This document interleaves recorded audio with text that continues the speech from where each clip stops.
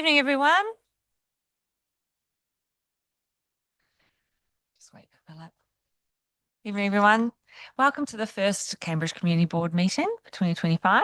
It's good to see everyone here. We have what is looking like a really big year ahead of us in terms of advocacy and community involvement.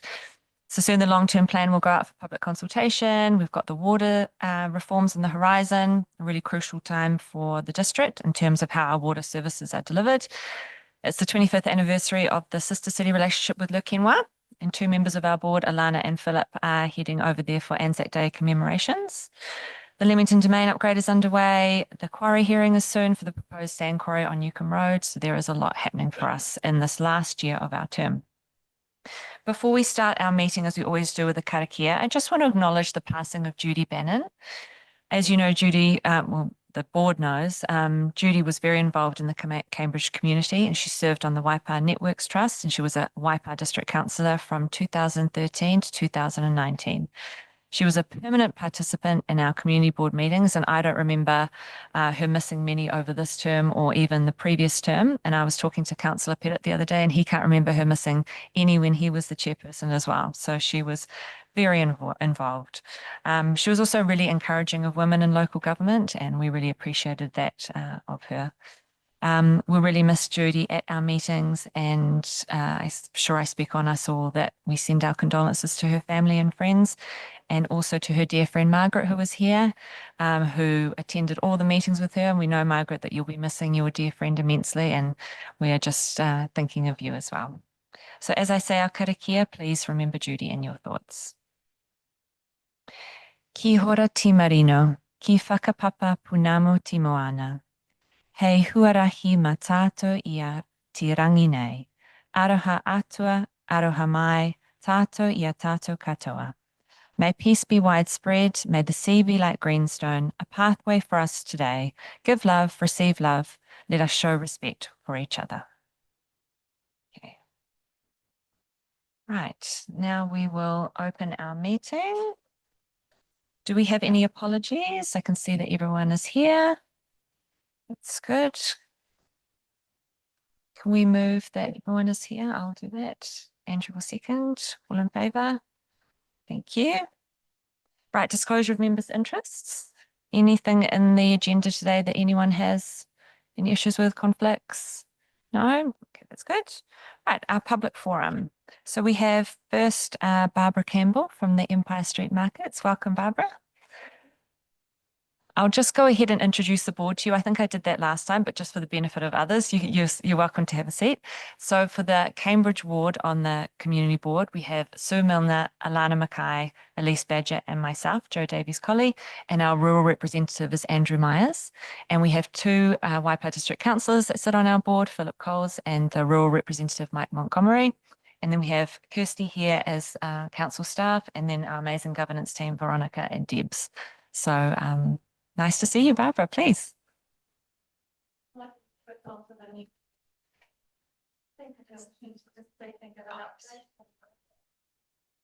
Oh, sorry, yes, just give it a little press there and just pull it towards you. It has no wires, so just you can grab it, yeah. Thank you for the opportunity to speak and give you an update on the market. I now refer to it as the Empire Street Market as it's easier to say, and I have new artwork for it, and the Facebook page will change over to this from the end of February. I'm pleased to say that the market has been very successful and there has been good take up by the public and stall holders. I have had 10 markets, and for the past 3 have had 21 stall holders. I have about 10 regulars and the rest are new ones, and usually I'll pick up 2 to 3 regulars following their first market. It's a lot of work and it probably costs me money to put it on, but at this stage I'm happy to continue managing the market because it's a really good initiative. In January, I lifted the rent from $10 for a stall to $20. I have a university student who assists me from 8 till 1. I have Jason Wilcox, a music teacher at St. Peter's, is my regular busker. He's a talented jazz guitarist and I pay him $100 to play from 11 a.m. to 1 p.m. Rouge Cafe give him a breakfast and provide power. The music plays a major part in giving the market a welcoming and lively vibe. From 1 March, I will just host the market monthly on the first Sunday of the month. If it's still going later in the year, then my plan would be to move back to 2 per month from November for the summer. I've been delighted with the quality of the stall holders. They are mainly women, but there is a real age range from 10 years old to some in their late 70s. What I am most proud of is that the market makes people happy and that the public are enjoying it and supporting it. Retail in town is going to continue to be slow, and that is a real concern, and markets are affected by the cost of living crisis as well. I have been talking to retailers and observing shopping patterns and looking at the split of locals, day trippers and tourists, because they do come to the market as well. Heritage Trading Company is a highly successful and very busy shop and enterprise, and there are some really very good retailers in Cambridge, but there is no forum for retailers to plan joint promotions or share support. There is a Facebook group that information is shared on and to play security alerts about dodgy people or shoplifters. I have met Kelly Buzade and she has been very helpful. I would be keen to know if I could apply to get some assistance to get some signage made for the market and perhaps to pay for 2 ads for the Cambridge News. I was waiting to save up some money from the stalls to do this, and someone has suggested that I perhaps get $2 per stallholder as a contribution to having a regular ad in the paper. Finally, it would be super helpful if someone from council could meet me at Empire Street sometime to go through a list of things that need repair. I decobwebbed the shop fronts and sweep pavement the afternoon prior to the market. Items needing attention are the guttering on the red telephone box, a pothole on the side of the road, a number of loose cobbles, a trip hazard with the bike stand, and a few other smaller things. But the great news is that the hitching posts got replaced and they've all got a fresh coat of paint, and that's been a big improvement. Thank you. Great. Yeah, so thank you. And that's just Great. the new artwork. Yeah. Oh, thank you. Any questions for Barbara? I've attended a couple of those markets. They're so lovely. It's Yeah. really nice. No, I'm really pleased with how it's come on. Yeah, It and just feels like it's just gonna yeah, go away. and you're right. The music does add such a lovely vibe. Yeah, it's Yeah. lovely. Yeah. Well, Oh, cool. yeah, no, Jason approached me and it's so much easier because there's not a lot of buskers that you can kind of get hold of, and the good one at the farmers market does Cambridge and Hamilton, so Right. he's not available on a Sunday, so that's Right. worked out well. Debs is happy to get in contact with you about those maintenance Oh, issues good. and see if we can connect the right staff and get some of those looked at. It'd just be a lot easier than putting each thing on antenna. Yes, of course. Yeah, Right. yeah. No, that's great. Any questions for Barbara at all or comments? No, that's awesome. Thank you so much. Thank you. Right, Dave and Peter from the Rackets Club. Nice to see you. Welcome.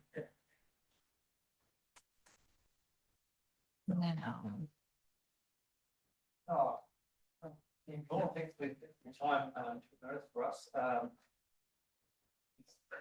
Sorry, evening all. Thanks for having us here. I'm Dave Kilbride. I'm president of the Rackets Club, which is the tennis and squash club. And we're just saying to Sue that the club's been going since 1888. Wow. Though the squash part of it is probably the 60s.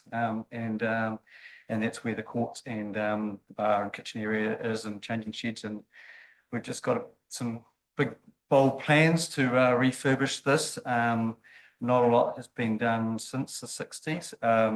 Saying that in the 80s, a court was there was an addition of another court in the 80s. But pretty much since that time, we've had the benefit of that, many of us, for many years with just basic maintenance. So Pete is the chair of the facilities committee. Actually, interesting what you said, that we had Kim Banyan was the chair of the tennis committee as well. So recently, so Julie's daughter. Yeah. So we've got approximately 450 members. Club's going really well. A lot of and probably like your market, age groups from little kids to north of 70. So Pete will just quickly talk to you a little bit about our aspirational plans.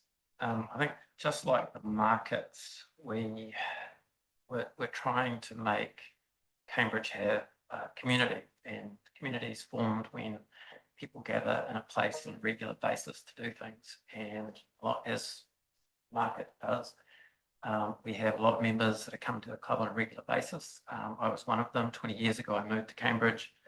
Not like Dave, I knew nobody in town. I was working from home, and for me, the club was an amazing place to join. I think so many people that I know now in town from the club.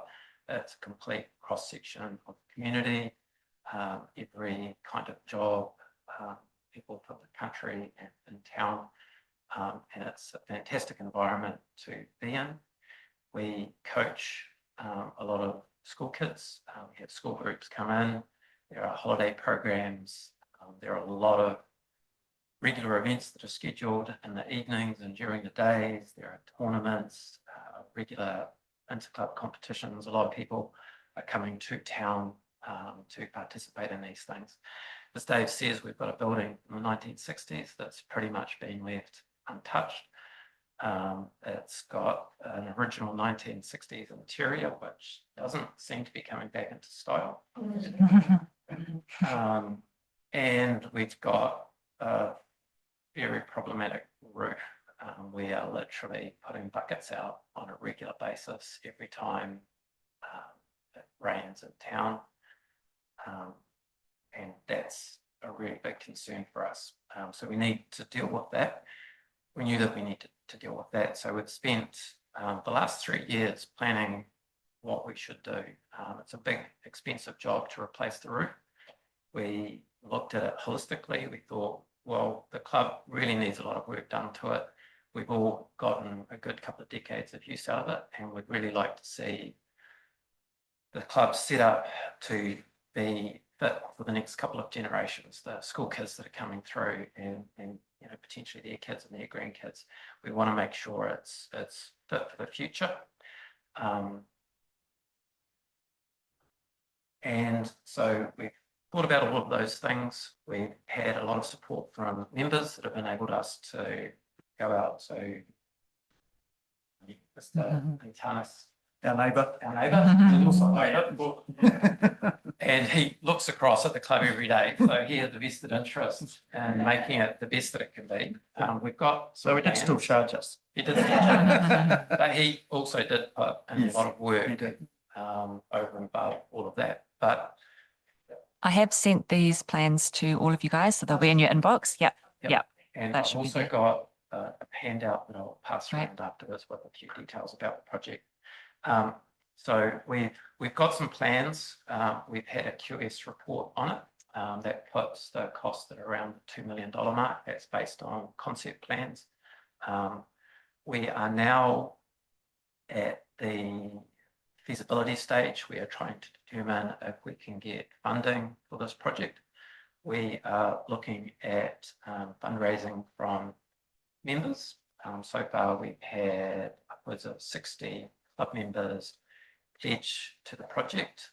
And in addition to that, we have been saving because we know that the roof has been an issue.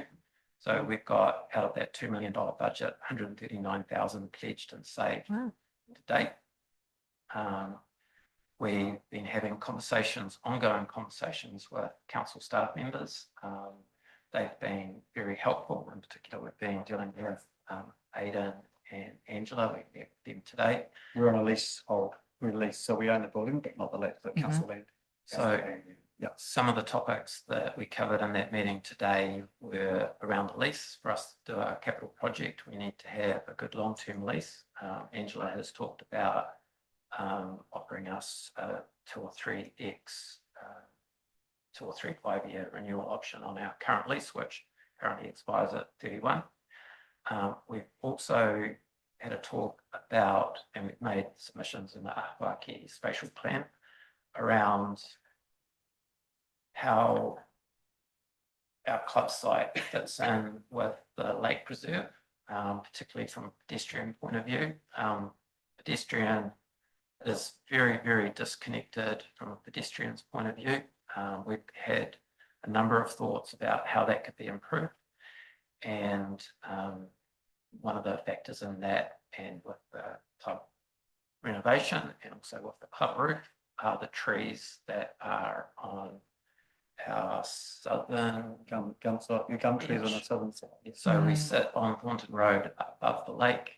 We've got the gum trees there that someone must have planted for some reason a while ago. And it causes quite a mess on the roof, which Mm. doesn't help. And courts. And courts. Mm. And so we've shared a few thoughts with council staff about maybe ways that those trees could be topped, ladders could be planted, and we could look at the pedestrian access from the arts and exercise area past our club and the Guild Guides building, which is next to the club, down through to the lake. We view that area as a precinct between us, Guild Guides, the Arts Centre, the exercise area, the bowls club, Mm. the garden. Like, it's an Yeah. important area, and we just want to really furnish it. So I would seek the board's advocacy. I would ask you, if you're having conversations with people, to think of us, to talk about us, to find people potentially that would be interested in supporting a project like this. We're trying to identify people in Cambridge that value the town, value the community, and want to support it, make the town better, and help grow that community. So if there are people like that that might be able to provide financial support and other advocacy for us, we'd really like an introduction to them. And your assistance also with council, with the objectives that we have that we've discussed with Mm. the staff that do seem to be on the radar and like what they've achieved. I'll hand out some of these as we go. Great, thank you.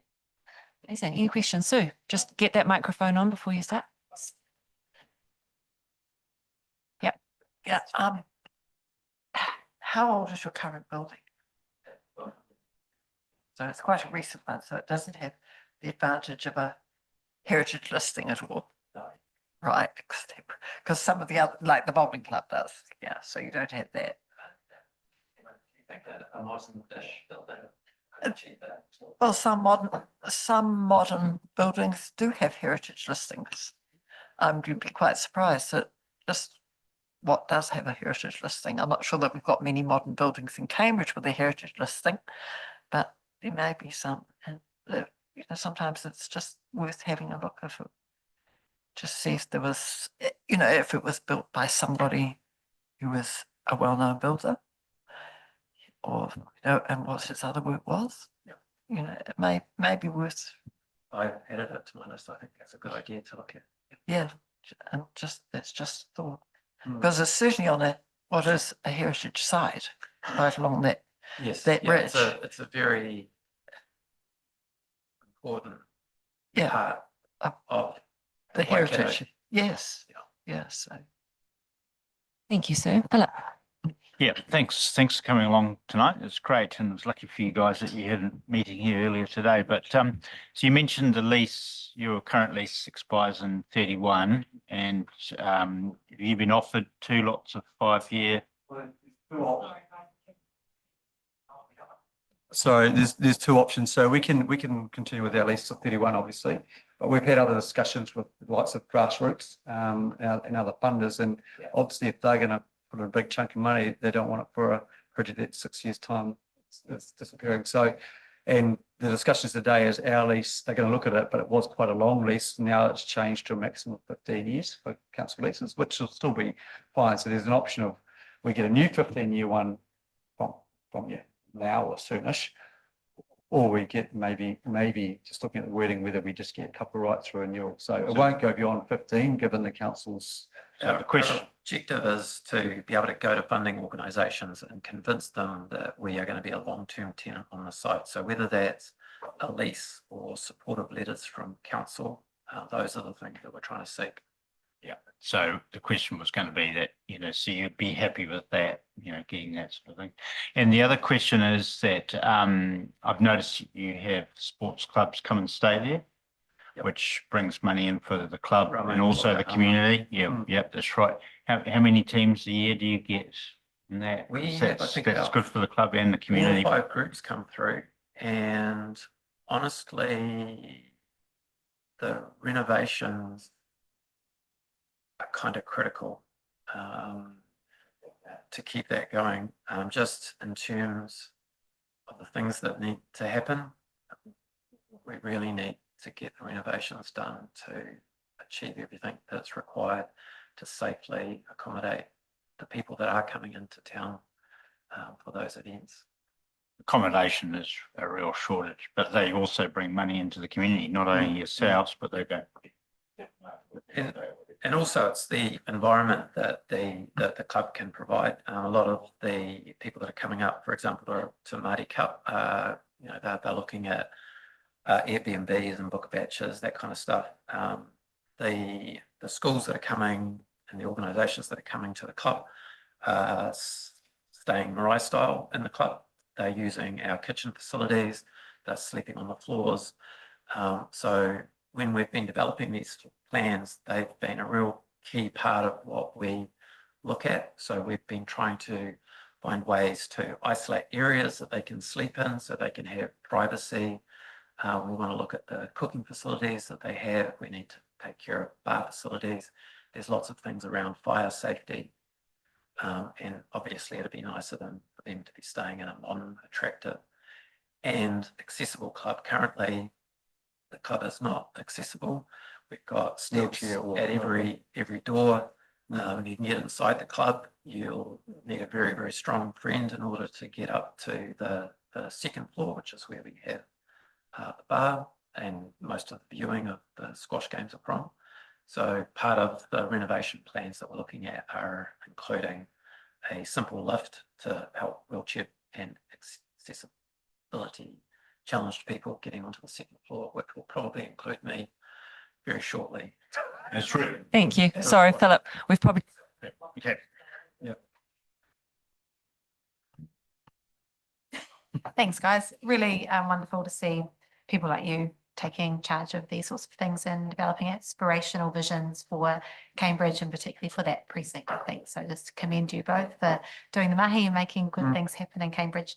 I wondered if you were able to on your lease, are you able to sublet parts of your building to other businesses at all in your lease agreement? I mean, that was, so the first part of our, as you can imagine with any club, is getting support from club members, 450 club members. We have AGM October, and there was quite a discussion and there was we were obviously the funding is, can we include, and we've had discussions with the guides, or can we have, people playing mahjong or whatever it is, and yes, we want to have those spaces available, but first and foremost, we're a rackets club and we want to make sure that we don't become something for everyone, all the time. So primarily it's for racket sports, and obviously we've got pickleball coming up too now, which is a new sport which is happening, but that's our primary focus. But yes, certainly, I mean, we've got groups that come in and do fitness groups, guys, there's weight groups, there's women in wine, and that's part of squash, but there's other little things as well going on. So yes, we want to be available for that, but our primary focus is still going to be the plans that we've looked at. We're trying to create, because it's quite an open plan building, which is great, but we're looking at enclosing some of the spaces so that we can use each of the spaces separately. I think that will help when we get to the point of needing to bring smaller groups in to use the club. Okay. All right, thank And you. we're also limited by I think the reserves policy restricts some of the activities that we can do. That's great. Well, thank you both. We'd love you to come back and update us as the process goes. Are you able to leave those with us? Yeah, great. Thank you. Thank you. Thank you very much. It's very exciting. Thank you, Danielle. Welcome. Amazing. Thank you both. That's really cool. Thank you. Right. You.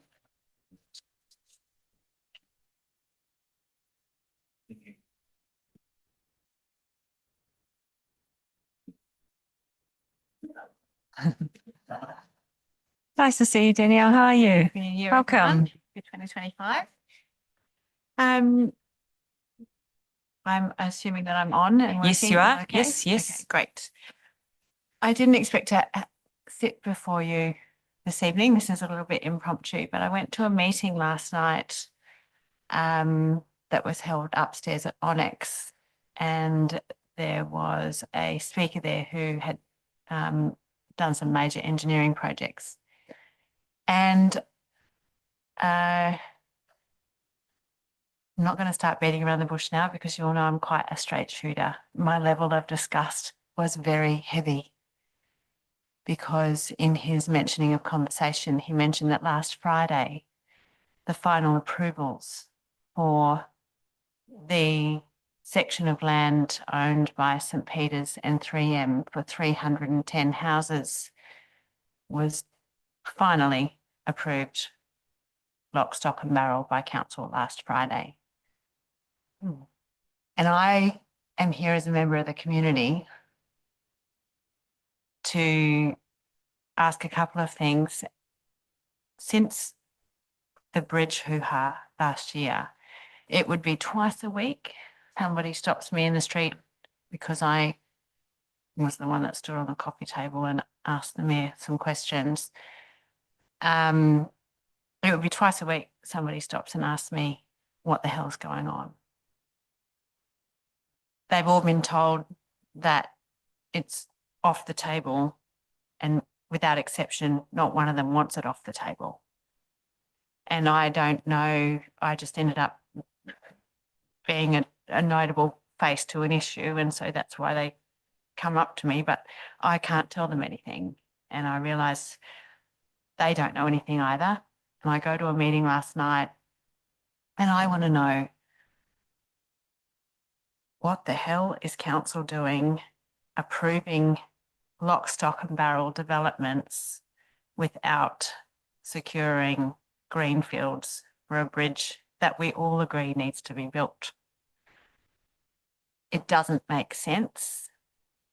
The engineer then went on to say that council's cost of this 3M St. Peter's development was a $40 million contribution and a $20 million contribution by 3M. $40 million contribution by council and a $20 million contribution by 3M. And they've got stormwater drains and they've got latest and greatest 310 houses, a whopping great playground, which means it's high density housing. You and I both know that, with the option for another 100 houses. And we still don't have an answer for what or where a third bridge, which is so desperately needed. All any of you need to do is sit up Victoria Street almost at any hour of the day now. It's getting ridiculous, the congestion. And there's still nothing. And yet council are still approving these massive cell developments, smack bang in areas which are potential greenfield land sites to be built. So it doesn't take a brain surgeon to understand that every single cell development, and I'm not talking about up at the racecourse or wherever else, but every cell development that's getting approved, we're either going to have two things. We're either going to have another community, three things, another community up in arms because the bridge is now going to get built at their place when they buy their new house. You're going to have the old stalwarts like me, and I've got a lot of life left in me. So you're going to have me jumping up and down because the other plan tries to get repackaged and vomited back up for the public. Or you can take the common sense approach and keep the community informed. Council really did agree that their communication had been subpar to the, you know, I'll say that over and over and over again. It wasn't subpar once, twice, 5 times or 10 times. We're talking quite major faux pas of communication. And yet here we are, after crying long and loud and, you know, needing a fireworks display last year, literally, to stop this in its tracks, and still no further ahead. And a cell development's getting approved that could easily have been land for a third site. At massive cost to council, 40 million bucks would have bought you the land that you needed for the third bridge, even if it wasn't getting built this decade or next. So I'd like to implore the community board to work out what the hell is going on And to just be aware that after council saying over and over again that they have learnt from their communications, and I go to a meeting last night and learn from an engineer that they have rubber stamped for good 310 homes on land that could have been another option, is an issue to me. And it's an issue to the Cambridge community. And I actually went to that meeting for an entirely different purpose, but that's the only thing I came away with. And I don't know what council's plans are. All I know is that they've now gone and approved this St. Peter's 3M development, and they could have been buying land. Thank you. Wow. Okay. The community board isn't privy to some of these details that you're talking about. I hadn't heard of that. I can assure you, though, that we have been very much a squeaky wheel and asking, what's happening with Cambridge Connections. I would say it is not off the table. There is definitely the project reset. Things are, at our knowledge, happening. I don't have all the answers and details for you. I'm wondering whether some of our councillors might want to fill up or give some answers. Yeah, good to see you again, Daniel. Thanks. And last week I brought this subject up through an email to elected members and mayor and things, and got a couple answers back. But I asked if we could talk about that today in today's meeting, just public excluded, so we could be quite frank. And because, it'd been several months since we were told there was going to be a reset and we haven't heard anything ourselves. And but from that meeting, it was decided that we wanted to have a discussion on that sooner rather than later, not wait for months more. We wanted to have that very soon. So we've had a few phone calls during the day to set up an agenda on that. We haven't set into time. Who does that meeting include? At this stage, will probably just be public excluded. Yep. But what we've emphasised from that, majority of us, is that we can't just sit and wait another few more months. We need to know what's going on. The community doesn't know what's going on as well. So, and then I did bring up the subject about that land, and with all the subdivisions going on, is that going to start pushing it out even further and further and further? That was quite adamant from the community. They wanted a greenfield site to build it on. So, there has, over this last week, we got a bit of movement from that today. So we're hoping to set up a meeting in the next week or so. And That's about all I can add. okay. I'm sorry, that might not have given you as much clarity or information as you need. It is something that The clarity and the information that I now have is that the behind door meetings don't include members of the public, and I appreciate that initial meetings won't. But for the sake of transparency, I would hope that this council doesn't try again, only because their failure to communicate on so many levels at so many times is what caused an eruption. Yeah, agree. Yeah.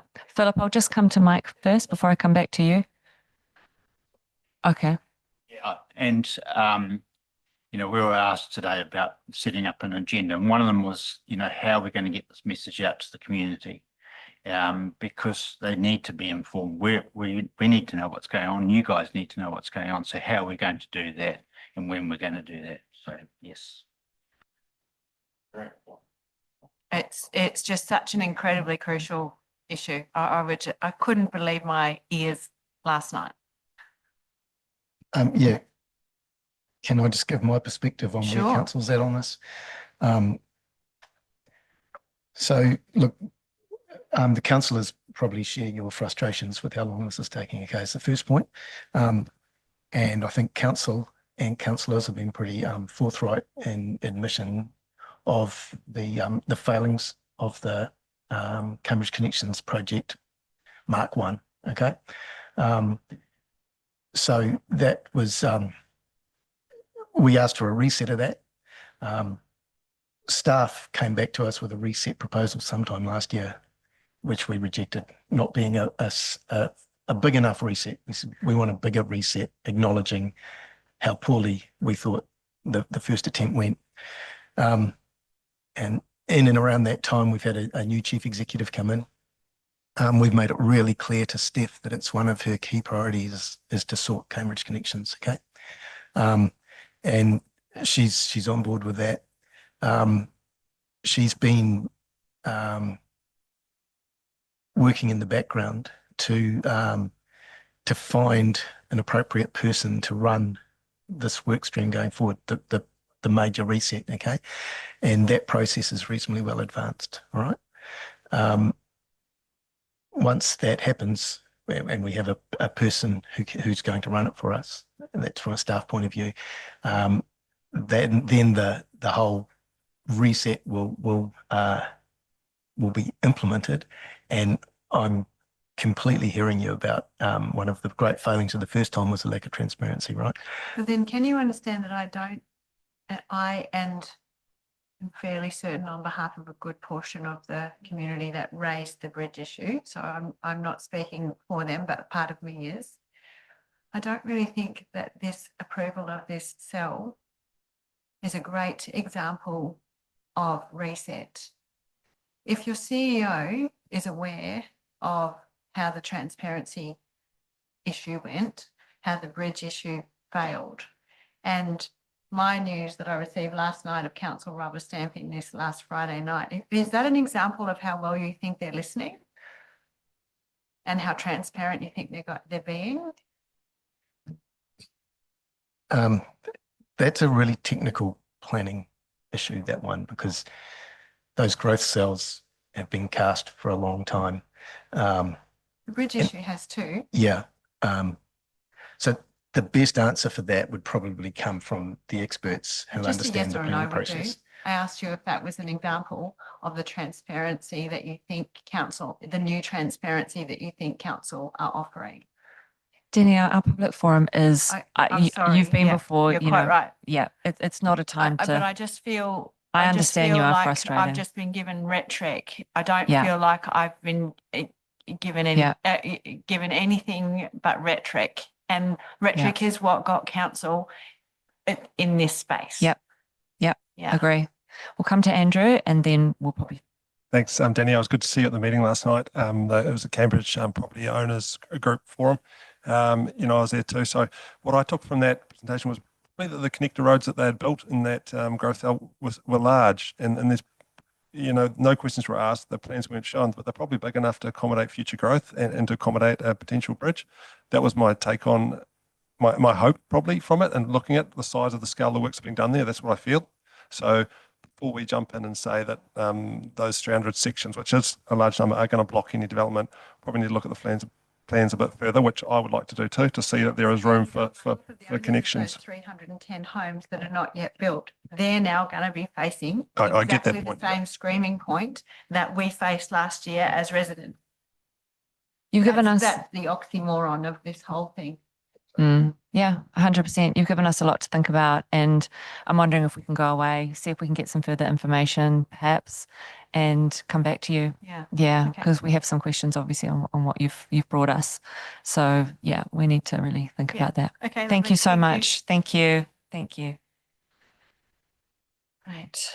Okay. Don't think there's anyone else in our public forum, so we will just move on to the rest of our meeting. You folks are welcome to head out into the night if you like. Thank you. Thank you. Very well. Right. Okay, let's just go to the confirmation of meetings of our previous meeting.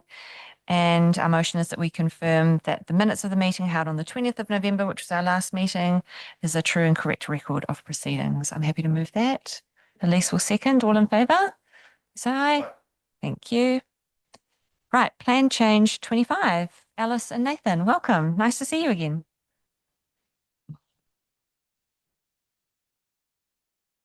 You guys have got a presentation for us there? Yes. Go on my laptop. Sure.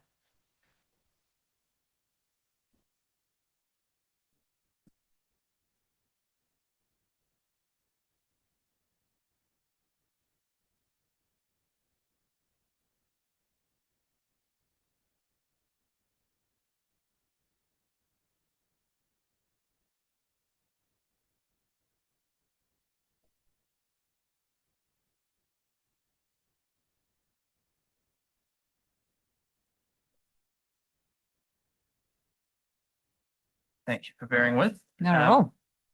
Good evening. Thanks for having us.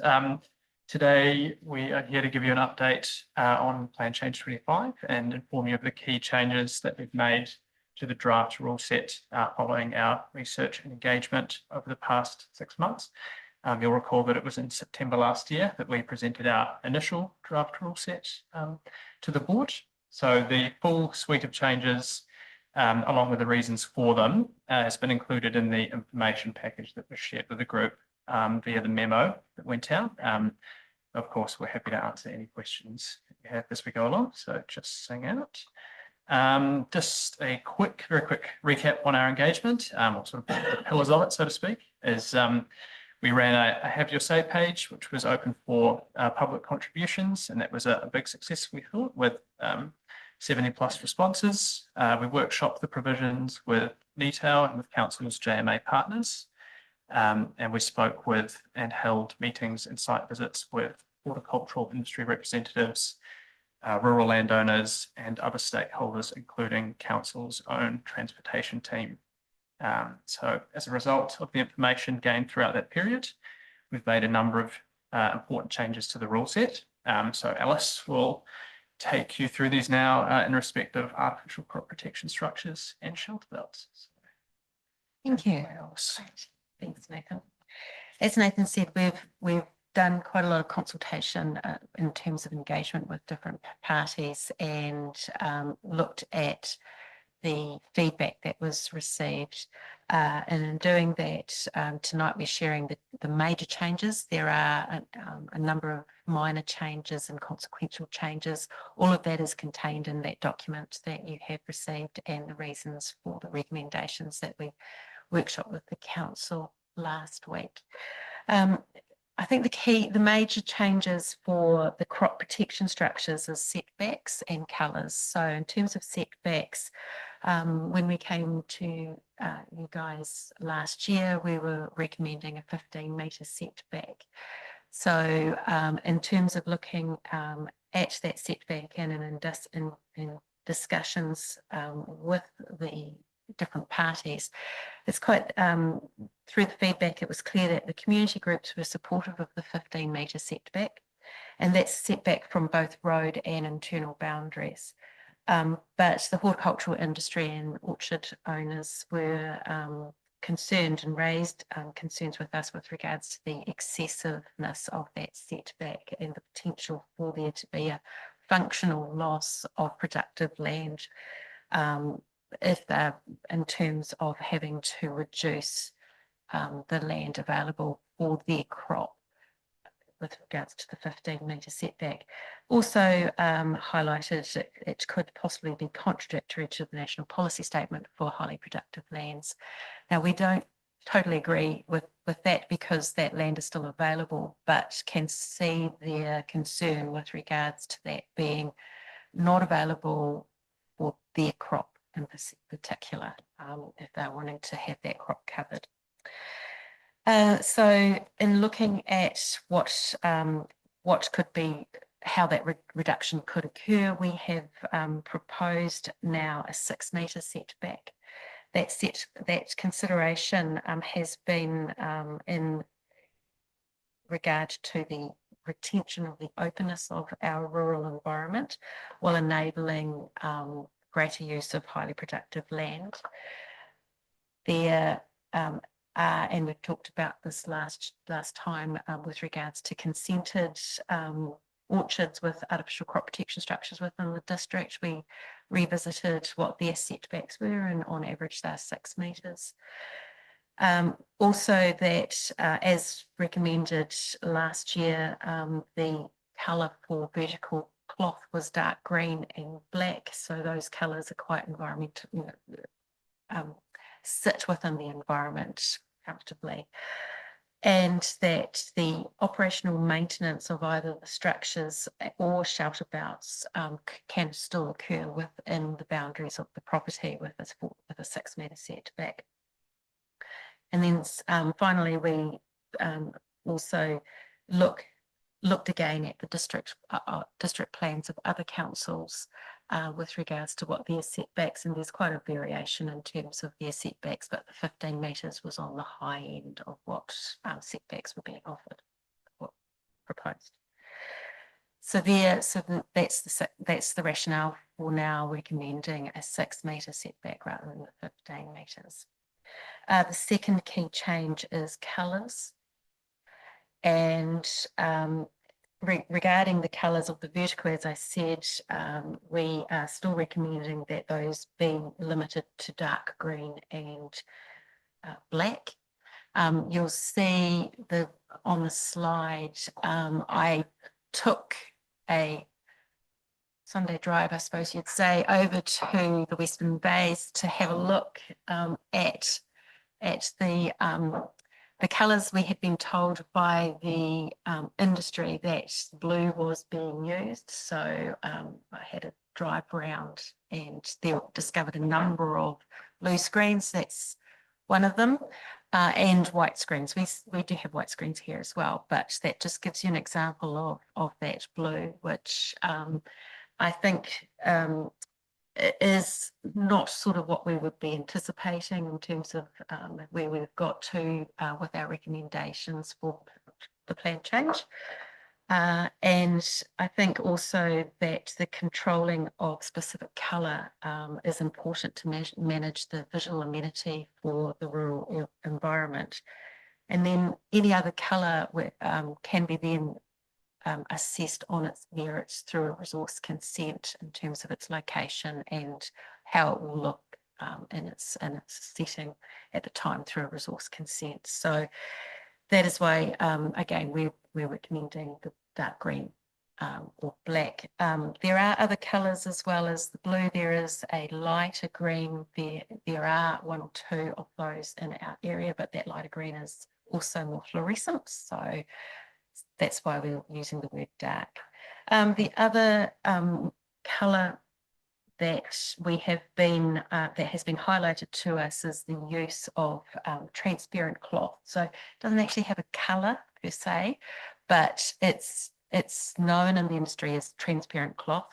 The photos here, Nathan and I did a site visit through to the orchard, one of the orchards along Parallel Road, and there we met the installer, and the pictures that you'll see are of the transparent cloth. So when you're inside the orchard looking up, it's clear, but it does have a whitish appearance from the exterior, but not as stark, I would say, as the white cloth, which is the photo on the right-hand side.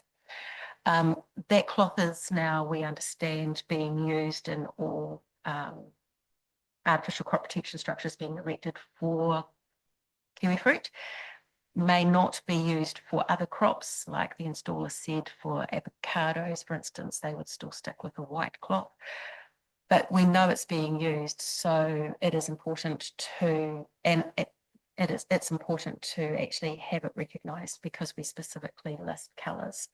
So we don't want a situation where we are having an unintended consequence of down the track, a resource consent being required for this cloth when we know it's being used now.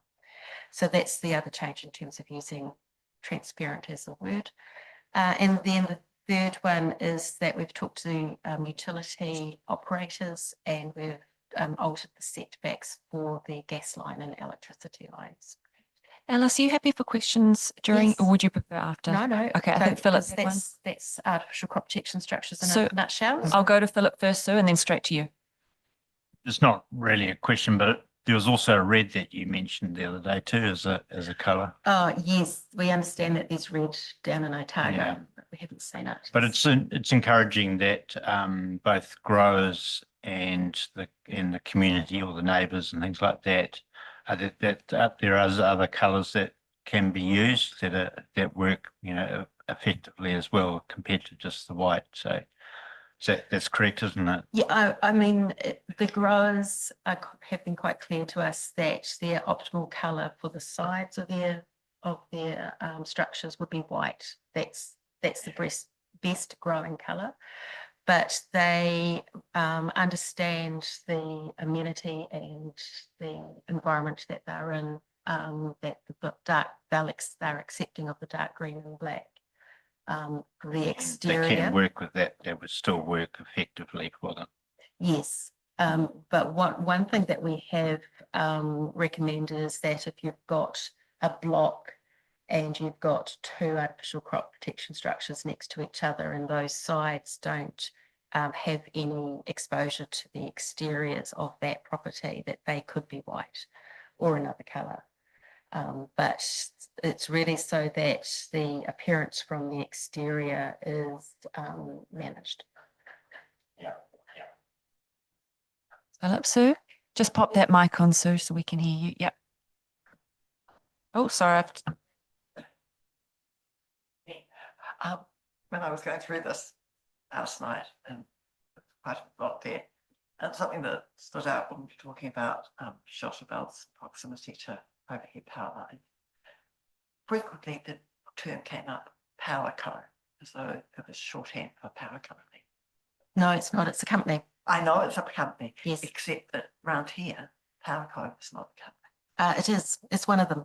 Yeah, but No, it's not both of them. no, I know, and I spoke to my husband about this, and he said it would be better to say electrical supply.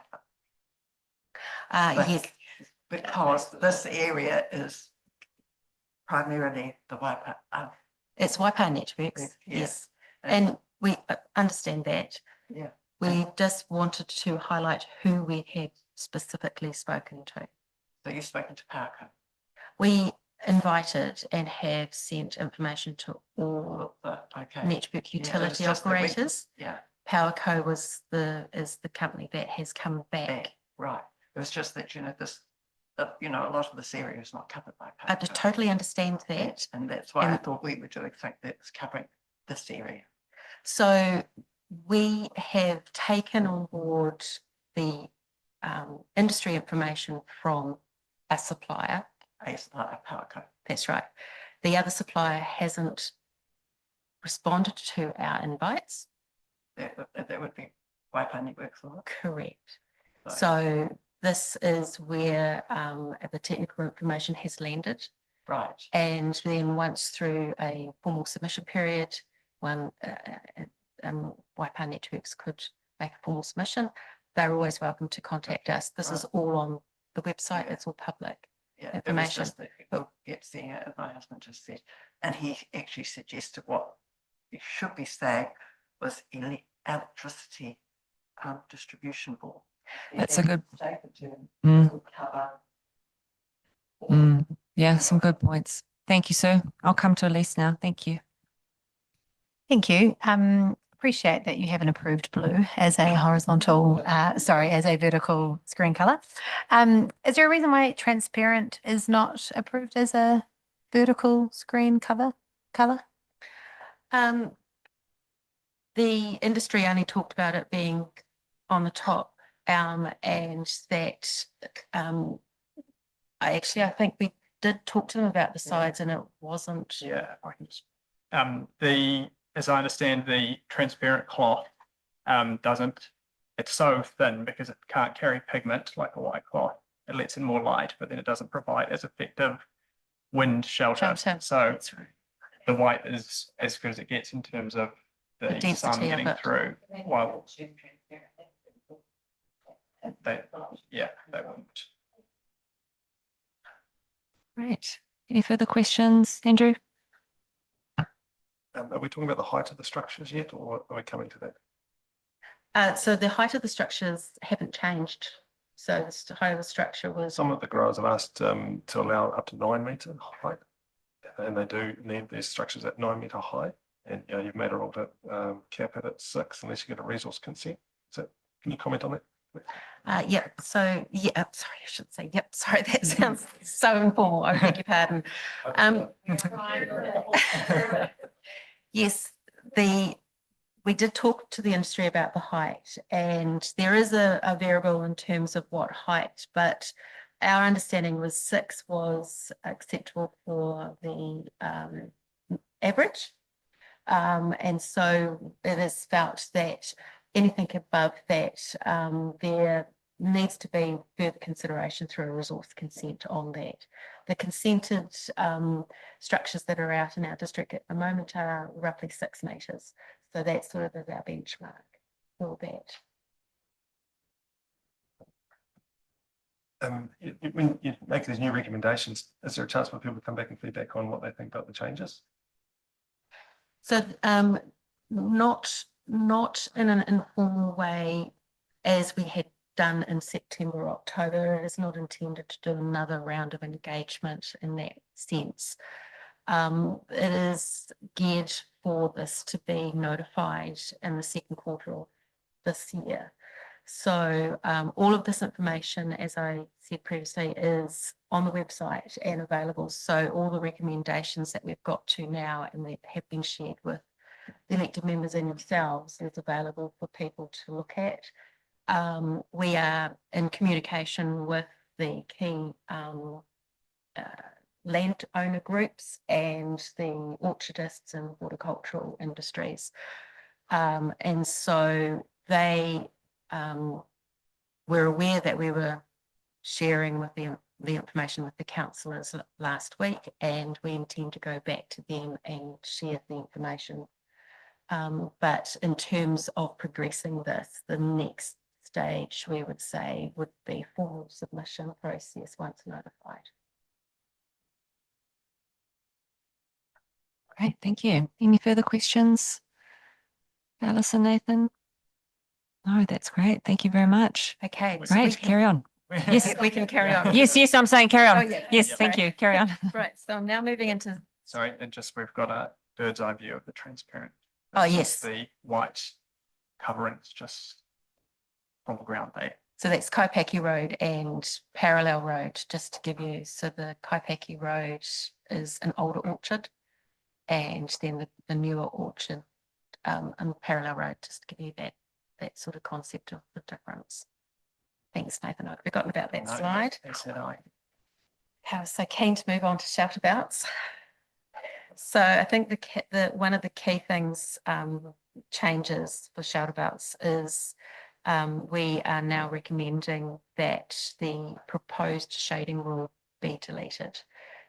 There was widespread concern was raised around this table, and it came out quite clearly through the feedback and the discussions with the industry that there was concern about the implementation and the enforcement of it. We did have a long discussion with our transportation unit with regards to the thoughts that we had on the safety for in terms of imposing a shading rule, and that there was also flexibility with regards to a landowner in terms of how high or distance away a shoutout could be. Our transportation unit did actually inform us that in Waipa, shading and icing was present, but their key concern with shading of roads wasn't in terms of ice buildup that was retained for a long period of time, but the maintenance and the Integrity of the road surface. integrity of the road surface that occurred when it was continuously damp and then expanding and not with the ice. So so there is a roading issue with it, but not so not to the extent that I think I said at the meeting, and I couldn't answer your question properly at the meeting in terms of road safety. So I just wanted to clarify that. Transportation unit, industry groups and landowners, their preference was to actually have static height and setback controls. So that is what we're now recommending. So it's recommended that a shoutabout be maximum height of 6 metres. No controls over the vegetate or the type of plant to be planted. And it can be mechanically controlled at 6 metres. So it's 6 metre maximum height. There was also questions with regards to hedges versus shoutabouts as well. So anything under 3 metres would be classed as a hedge. Anything over 3 metres and up to 6 metres would be a permitted shoutabout.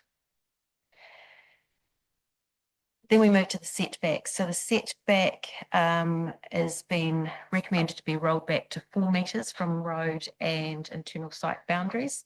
This 4 metres, and talking to the orchardists, was an extent and a distance that allowed for maintenance of the shelter belt.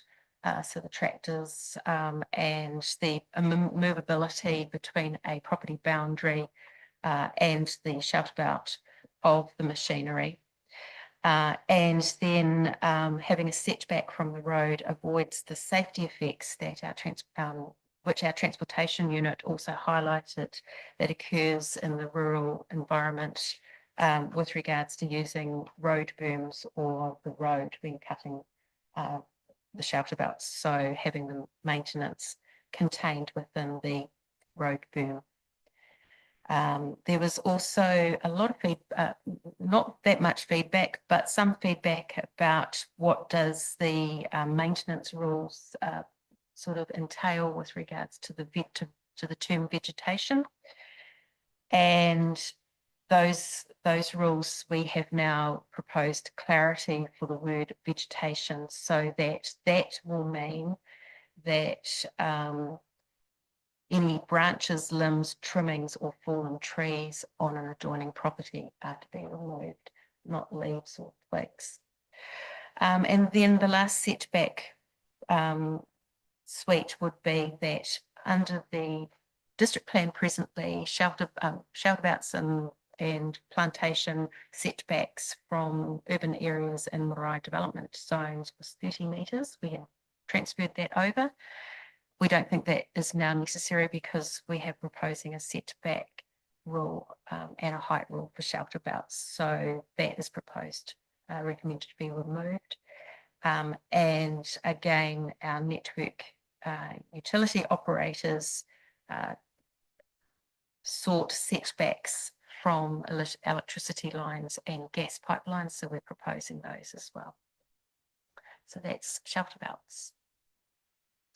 So, Right, questions on shelter belts, comments, Andrew? No?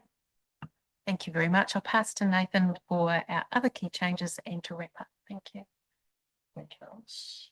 So yes, in terms of the kind of the miscellaneous key changes that we've made, not related to the crop protection structures or shelter belts, we've included a new definition for crop support structure and reinstated a definition for artificial screen.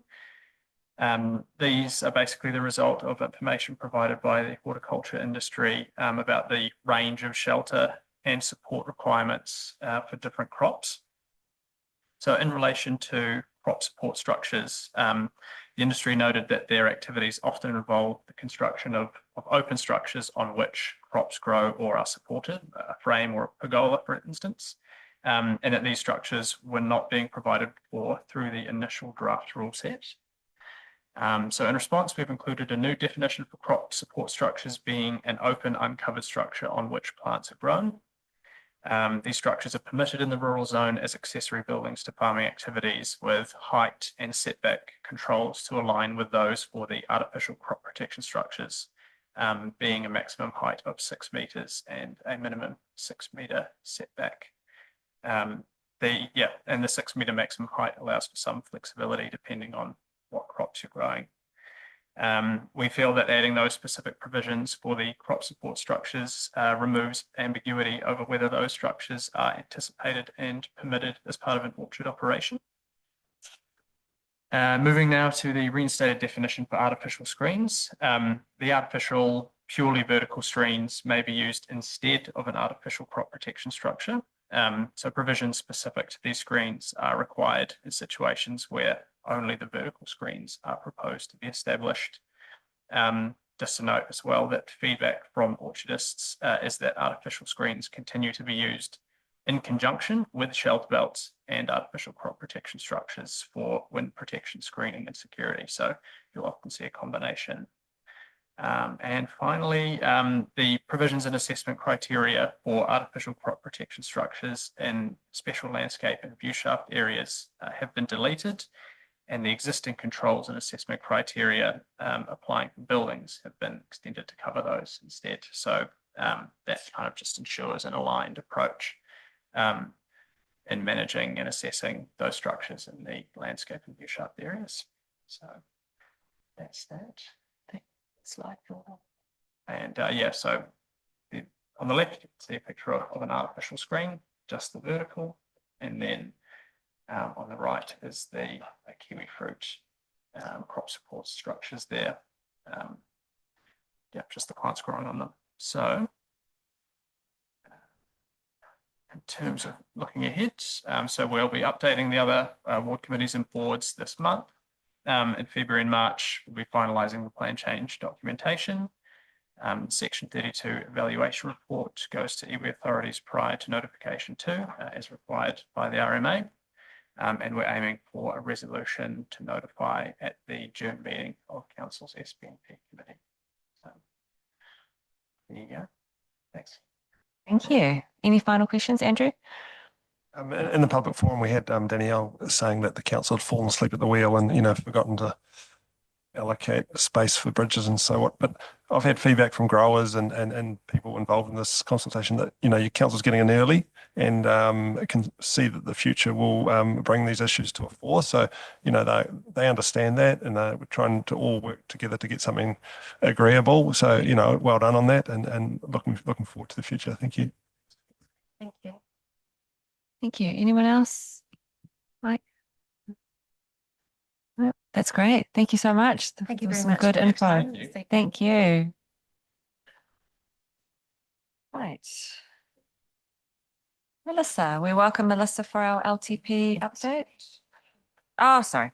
Let's just move that we receive Alice's report on Plan Change 25 shelter belts and artificial crop protection structures.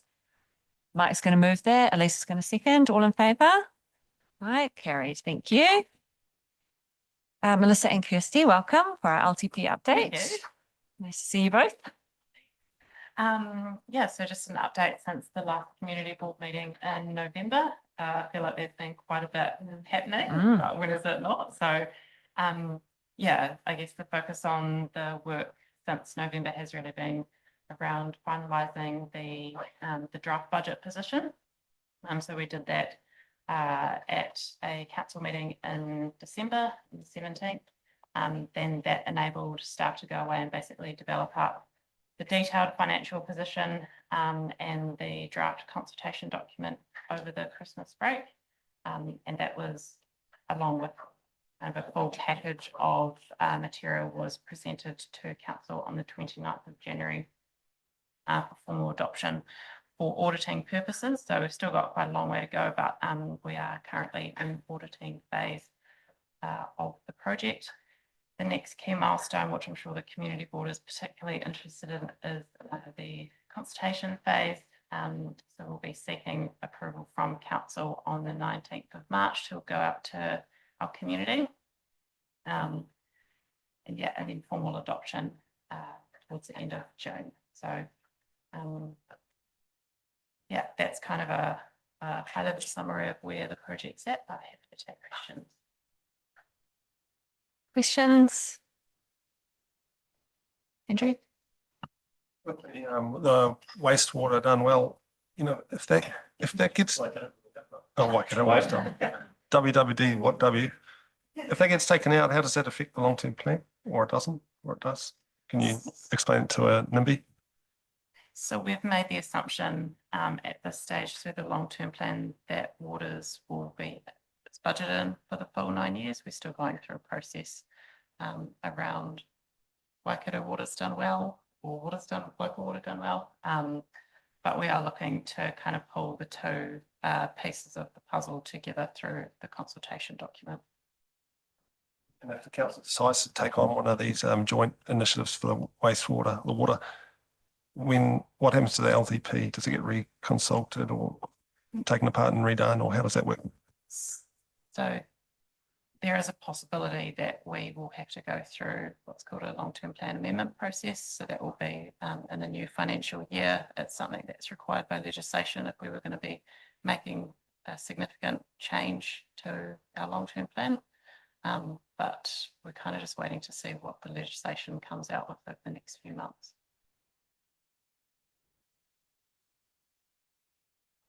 Can I just make a point there that we're dancing to Wellington's tune on this. So if that eventuality came, it's not that council's done anything wrong. It's just complying with the various pieces of legislation would require it. Okay. Thank you. That was good. I wasn't aware that the elected members have to kind of like, okay, the public consultation process. Is that just an LTP thing or is that? No, there are set processes where they do have to formally adopt the material for public consultation. This is one of those things. Bylaws is another one. Okay. It just depends on what consultation process is used, but the long-term plan does require that formal adoption. Okay. Elise? Thanks, guys. I guess just on that note of public consultation, we love it. And we've spoken about it several times, probably at these meetings and through email correspondence around how can the community board be part of shaping what gets asked to the community. So I'm just noting that, that's something is currently obviously being prepared to be taken to council to tick off. At that point, if we're not part of any of those conversations and it gets ticked off, then my understanding is that's what goes out to the community and it can't be adjusted from that point. Would that be fair? So I guess my question to you is there room for us to be part of that before it lands on council's table? Yeah, so I guess we have been involved through this forum and it's been great having Jo, present through the council workshops. Where we're at in the phase is we have to adopt the consultation document for auditing. So we're already pretty well progressed along that journey. I think, we've heard feedback around key projects from you. You're well aware of our financial constraints. And so we've really tried to frame the consultation questions that kind of speak to the financial constraints, but acknowledging where the priorities are in the context of this plan and what it seeks to achieve. So it has been quite challenging developing questions, and obviously there's always broad kind of an open-ended question for general feedback. But yeah, that's kind of where we're at. Okay, so it's sort of our influence around that has happened if it's happened and they're now being put together. Andrew? Ken Ross is finishing up at the council, and what's his role? Is his role nearly complete in the financial side of planning for this LTP, or is there going to be a new person has to come in and learn a lot quickly to make it happen on your time frame?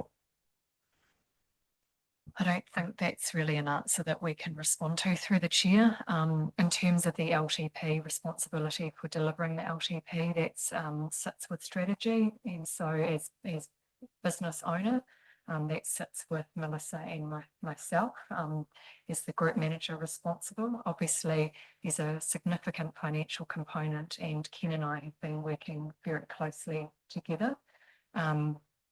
And look, this, the news was shared yesterday, so there have, in terms of planning what that looks like, resourcing, we haven't yet had those conversations, but that will be a priority for us. We have a significant project to deliver. It needs to be very close alignment with the waters work, and we have statutory timeframes to comply with. We do prioritise our engagement with the community. So yeah, and that is forefront in our minds also. So it's probably as much as we're able to say on that right now. Thank you for asking the question. That was a good question. Anyone else? Anything further? No? Okay. Thank you very much to both of you. That's good. Great update. I look forward to seeing you next month. Thank you. Right, we'll just move that we receive Melissa's report on the long-term plan process. Can someone, Alana's going to move and Andrew will second. Thank you. And all in favour? Thank you. Right, we've got Joe coming in on Zoom, and this is about our gift for Le Quinois. Hi, Joe. Oh, no, we can't hear you.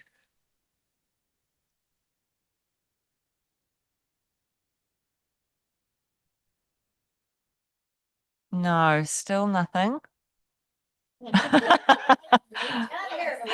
You know what they think. Oh, Oh, no. here we go. No, we can hear you now. That's perfect. Oh, good. Good. Yes. Excellent. Thank you. Sorry about that. Not at the all. the purpose of this report is just to approve the purchase of a gift to give as part of the delegation that's coming up for who Lekanwa in April. That's all a self-funded delegation, but what the Cambridge Community Board is asked to consider is the purchase of a gift to be given at the time of the delegation. Has anyone got any questions? No, I think all straightforward, Joe.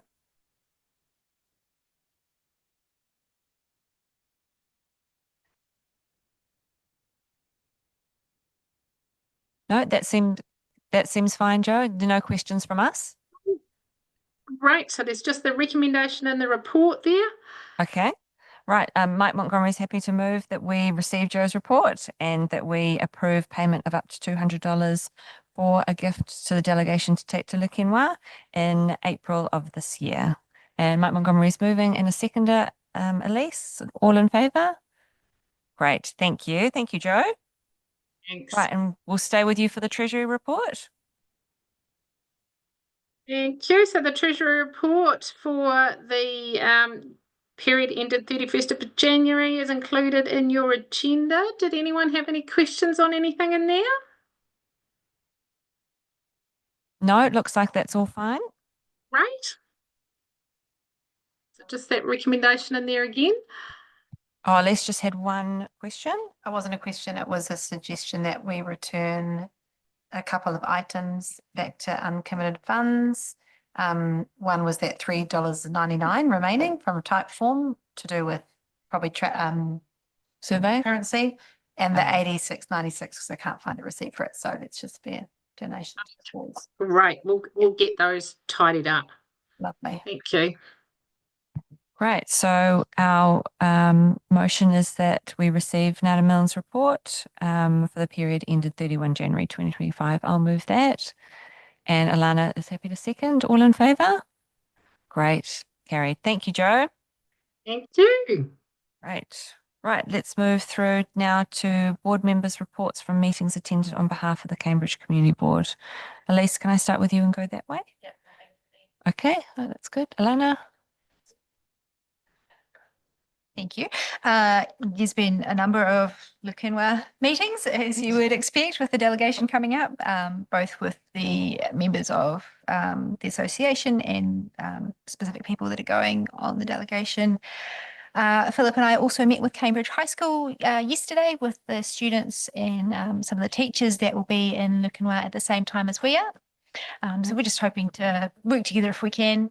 I think it's really exciting for such a number of people from Cambridge to be there at the same time, all representing our town, especially when it's our 25th anniversary. So yeah, looking forward to it. Great. Other things, Joe and I met with Simon from the town hall just for a bit of an update on their renovations and their plans that they have for community activities. So it was really nice to hear what they're up to and looking forward to it as it carries on. And the other big thing is the Cambridge Autumn Festival. The program for that launches tomorrow, so it's all go. Some of the highlights in the concerts, we have Michael Hurston, who's a really renowned pianist, Hammond Gamble, who's a really famous New Zealand blues act. There's a tango concert with the Orchestra Central Trust, lots of family-friendly events as well, the May Street Carnival, of course, as well, which we're hoping maybe will align with some consultation. Yeah, so that's it for me. Grab a program on your way out. Great. Well, thank you. Sue? Nothing from you, Andrew? Last week we had the Safer Cambridge Trust monthly meeting, first meeting for the year, which was good. And everybody was in good spirits after a break. As you might be aware, there was a ram raid on the vape store that was mentioned. That happened 2 nights in a row, I think. And also I was unaware that Challenge was broken into and the laundromat behind Challenge at the same time. So a bit of a spate going on there. You might have seen new bollards going up. Homelessness is on the rise, apparently, from the patrol in Debhan from the police have said that. The police are having a coffee with a cop event coming up. I haven't got the details of it, but I'll let you know when I know. So it's an informal event to catch up with police and ask them any questions you want, find out what's going on. The council and the police are sitting down to some meetings to review the security camera, how it's been going. They've only been in for a few years and they're always upgrading technology, and they're ironing out a few teething problems and how to set up for the way going forward. So if you've got any feedback, I'm sure that they'd like to hear about that. And what else? Joe and I both went to a fluoride meeting at the town hall. I attended in probably the capacity for the community board. It was full hall there. It was a speaker who won the court case in the USA about toxicity of fluoride affecting the IQ of children and that being recognised over there. So that was interesting. I thought it was a well-run event, and the town hall was full. Mainly, it seemed like anti-fluoride people. So, but that was good to catch up with where they're at. Last night I went to the Cambridge Property Owners Forum that Danielle went to, probably on a mixture of a private and community board interest. So it's good to hear from he was an engineer. He was not political at all. He was an engineer telling us about mainly the 3MS projects and the growth cells by Te Awa and the St. Peter's over that way. And it was really interesting just the scale of what's going on. Some questions came out about the perceived slow pace of development of the roading there to get through to Hamilton or to St. Peter's along there. I was going to follow that up with questions to Brian, just why that roundabout's taking so long and why the pavement on that road's been like that for a long time. But there are some significant pipes and connection works for wastewater and sewage water under the ground there. So, and as Danielle pointed, a lot of homes going in there, so there's a lot of infrastructure going under the ground. So that does account for some of the time frames. Other than that, just in the rural scene, it's quiet summer. It's been quite dry. This sort of season coming up, I think you'll see a lot of trucks on the road because the maize harvests start. Horticulture kicks into gear fruit. Stock trucks are moving around as farmers destock. So roads will be busy. Thank you. Good, thanks, Andrew. Philip. Yeah, we had a really great presentation today from NZTA with regards to Cambridge Pyreri. And there was a 3-minute video overview, and that was just sensational, and it's just only just come out. They're doing it in 2 stages, and they plan to start the first stage into next year, and that will be from the end of the expressway through to Karapera Road, where the mobile petrol station is. It won't, once the construction is completed, it won't affect Karapera School, but they're working through how that will affect it during the construction. And it will be about 3 years. So they're just working through all that, but it's really exciting. The project looks stunning, and it looks stunning. So yeah, they haven't. There was a question asked about any tolls that hasn't been agreed to go ahead or not to go ahead, but if they do that, they have to have other alternative roads for people to use that are toll-free, which would basically be the existing road once it's constructed. But yeah, really exciting to see all that. So might talk about some other things with the council, but there's an on-ramp. Oh no, yeah, that was brought up, yeah, but it's still a no. But yeah, eventually I believe it will happen.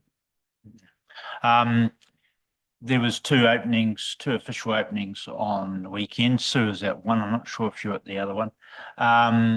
two really contrasting openings. First of all, is the men's shed over in Leamington. Those guys are amazing, and the energy there that they've got is just outstanding. And in there, it's actually named the men's shed, but just aside, in their constitution, it is females are allowed, but I'm not sure why it's called the men's shed then, but anyway, that's aside. I went to the community open day there before Christmas, and I was just staggered by the work that they'd done then, but the work they've done again now by the official opening on Saturday was just unbelievable. And it's another example again, and so many neighbouring towns are so envious with Cambridge, the support from businesses, financial support, work in kind, whatever it is, to get these things done is just staggering. And it's a bit of a detriment to some of them when they go look for grants and things like that, because they get turned down because they get so much support. But it's just amazing. They've got about 67, nearly 70 members, and it's officially opening now. And it's just amazing. And if you get the opportunity to go there, go there. I'm not sure, as I said, I think, were you there, Sue? Yeah. I'm not sure if there was a couple of comments from us elected members whether you guys got invites, because we were surprised that you guys weren't there. Apart from Sue, so I don't know. Yeah. Anyway. Yeah. Yeah. So I'm not sure whether you got invites or not, but it would have been disappointing if you didn't. And then on another note altogether, on another opening which was completely different, was the Destination Playground at Bridleways, and it was a stunning day, beautiful day, hot day, and you know, it was an amazing destination playground, huge turnout of people, and there was face painting, food, and whatever else it was. And it's just, go and have a look. You can walk from Ryman's off the main road, off Cambridge Road there, whatever, find a car park, you walk through over a bridge. And but you know, it was a comment that actually came from the Safer Community Trust last week. Is it going to be CCTV? And because we do have playgrounds and new ones too that gets vandaled, and cemeteries, which to me is the lowest of the low. And but that subdivision has CCTV, but not the playground. And I asked a staff member about that the other day, and I'm going to really follow that up, because again, it was a huge amount of money was invested in that. And I don't know exactly, but I think it's around about a third of it, like millions in total, was supported by the developer. And you know, again, you know, developers, local people putting money into an asset which is ours now. It's council run, operated. We have to maintain it, and it's our asset. And I'd hate to see it vandaled, so I'm going to really chase that up and see and get that done, because I'd hate to see this. Mm.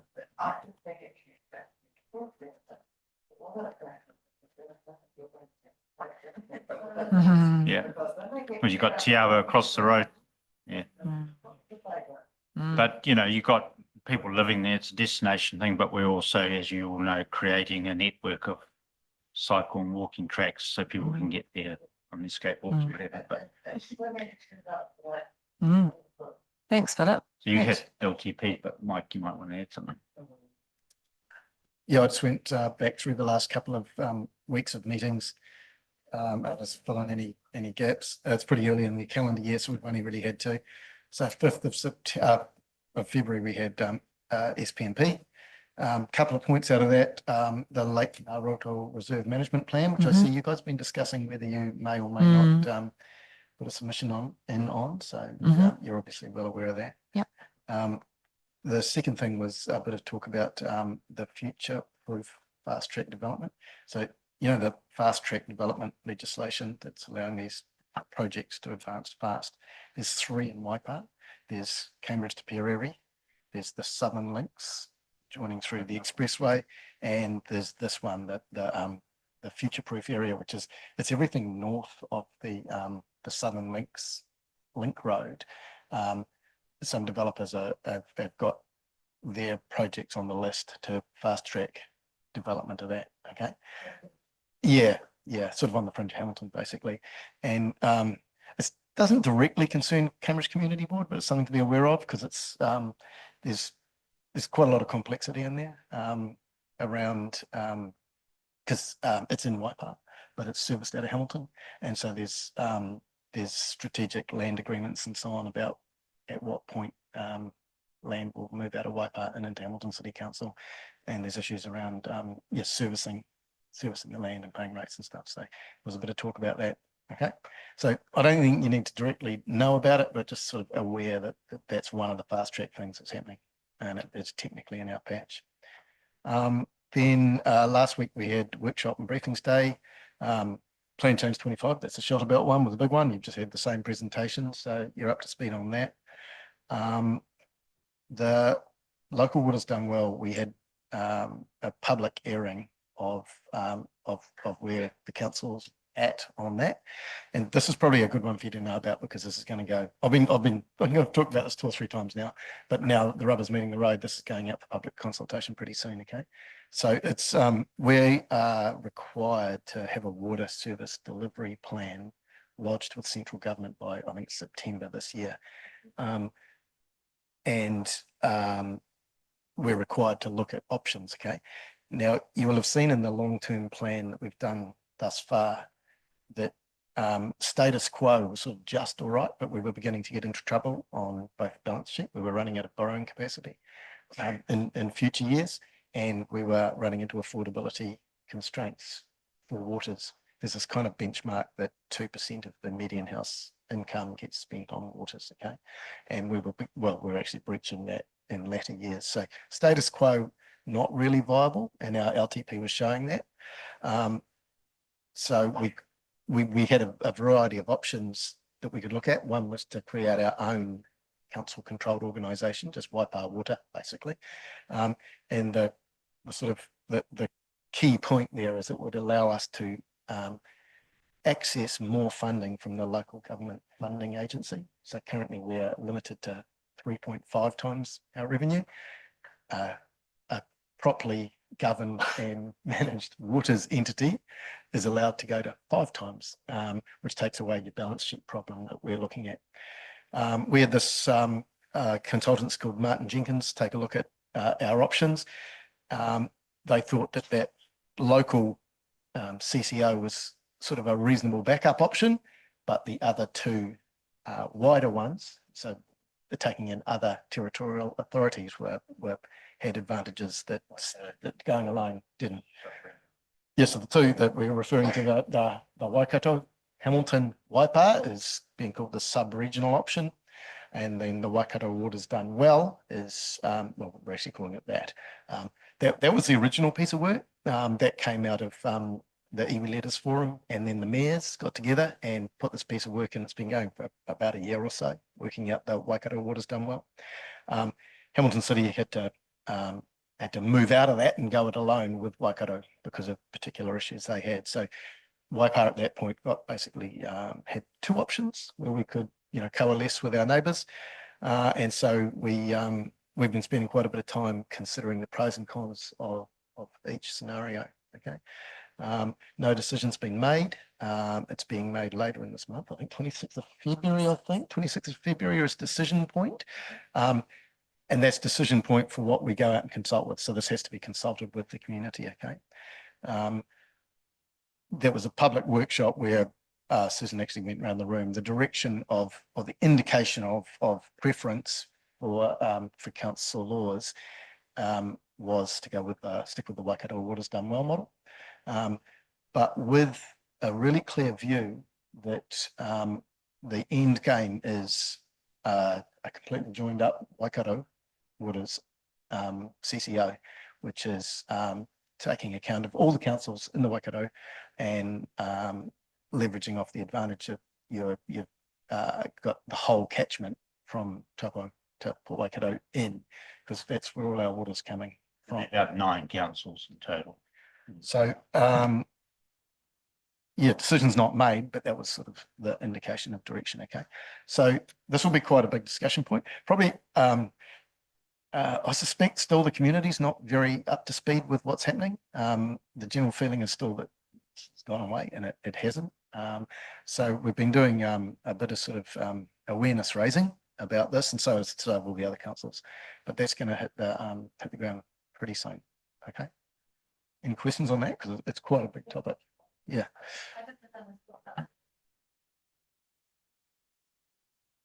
Talked about Hamilton City Council going it alone. Are they back in that Waikato Water's done well, that kind of conglomeration? No, Or they're no, definitely on they're out.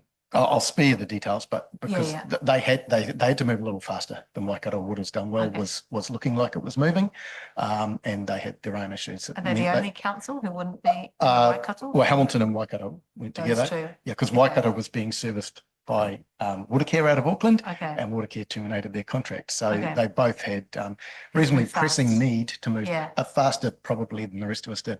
So So- those two, and then the rest of the Waikato councils, is that? Thames Coromandel's out too, Kirsty just told me. Oh, They've gone okay. it alone. They've got some private arrangement going. Oh, Yeah, okay. they've been out for some time, I For believe. some of Waikato. Yeah, waters. but it's the rest, the rest. The rest of Waikato waters done well. Yeah, Okay, thank you.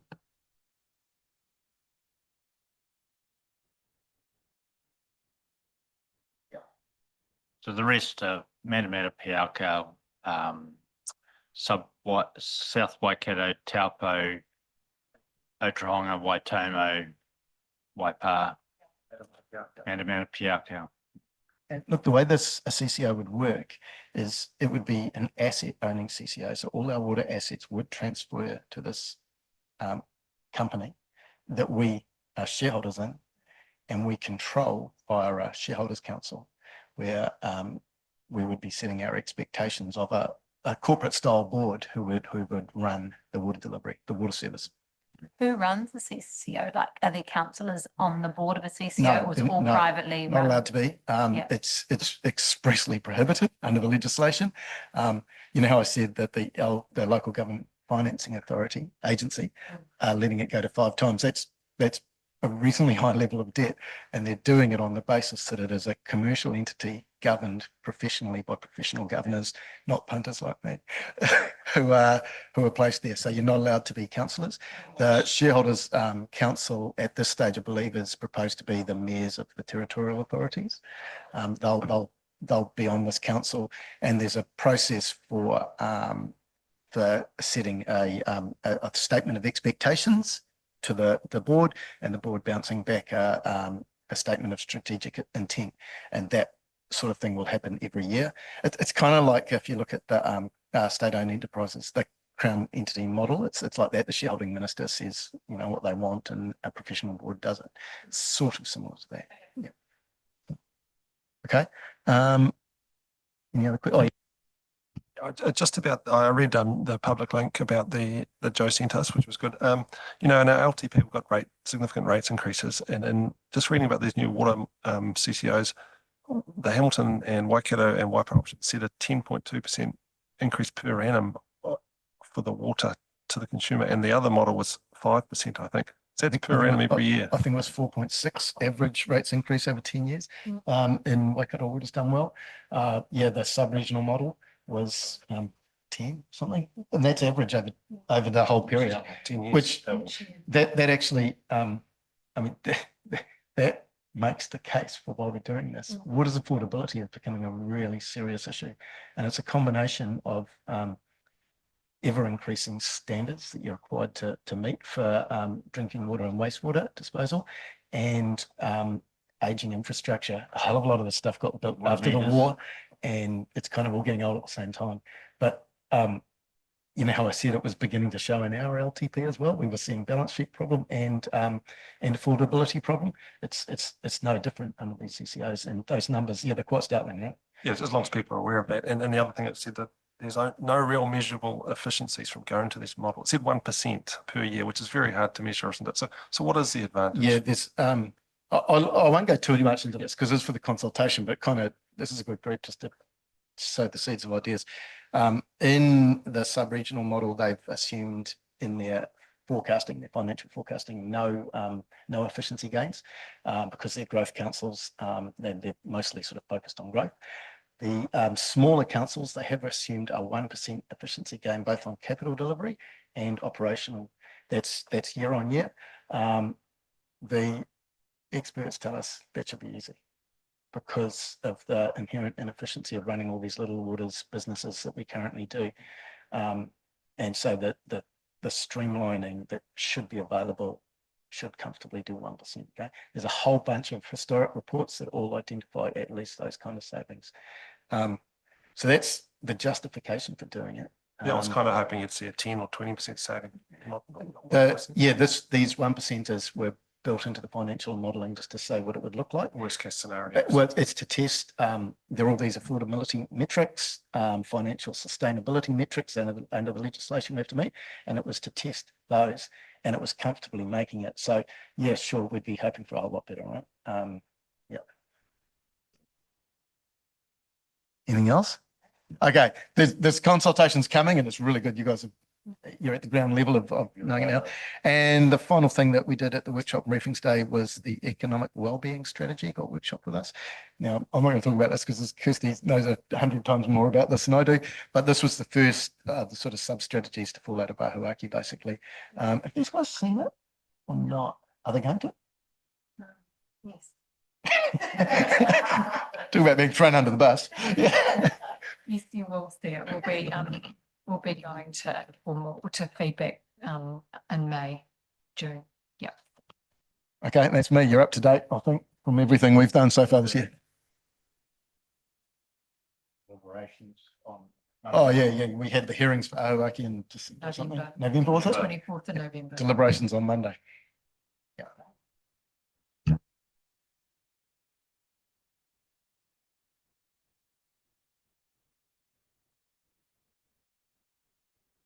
Much more complex summary of what the workshops have been like, and it's been really valuable for me and the Te Amutu chair to be there as well. So it's been really good. Right, if that's everybody's updates, we will go to our news of our next meeting, which is at 6 p.m. on Wednesday, the 19th of March, and I will just close with our karakia now. On the meetings and things like that, the Te Amutu, our council meetings have changed now to Wednesday. They've gone from Tuesday to Wednesday. We are reviewing that in June. And as you may know, the Te Amutu used to have them on a Tuesday because our council meetings were on Tuesday, and they moved them to a Wednesday last year. And now they're going to look at moving them back to Tuesday. So they're not, it's not only elected members that are there meetings all day and evening, but also staff and things like that. So whether that was a consideration, whether you wanted to have a discussion on that of moving it. I mean, the Te Amutu have done it, so it's not that it can't be done. It's just whether you wanted to have a discussion on that. Yeah, that's something that we can think about perhaps offline and come back and talk to our governance staff about. Yeah, good point.